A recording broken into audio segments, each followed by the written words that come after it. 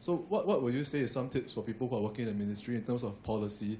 How would we ensure that our policies can translate effectively on the ground? And what kind of relationship, what should we be doing, in terms of policy work? How should we be engaging those social workers on the ground? Some tips you would give us, and how can we ensure that what we plan can effectively be delivered to the end users on the ground? I think what would be helpful for people at the ground workers like us, is to actually have the time where you actually meet with us, okay, to maybe try out in a small area first.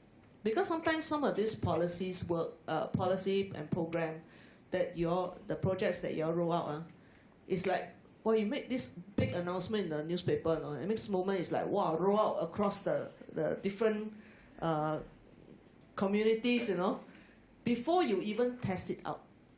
And it's very hard to actually pull back once you roll it out.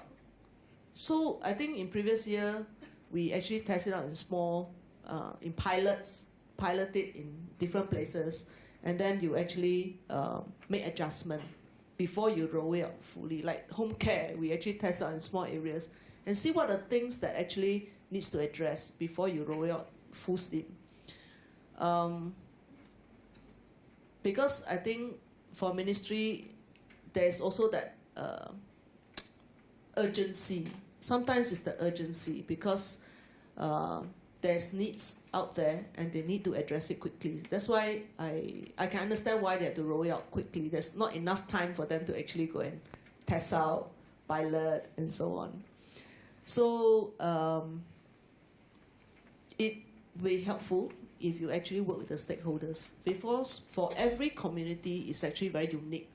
The demographics in every community is very unique. So you need to actually understand the ground. And I'm very happy to see the SSO office being set up in the community and the officers going out to understand the ground, because that is the right thing to do. That's the right social work approach.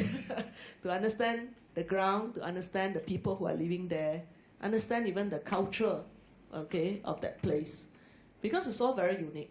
Okay, what you can do in Ang Mo Kio, you cannot do it in Jurong. It's the best people to work with. Of course, the MP must be on your side.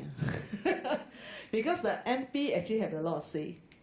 If you can have the MP on your side, actually you have a lot of resources that you can work with.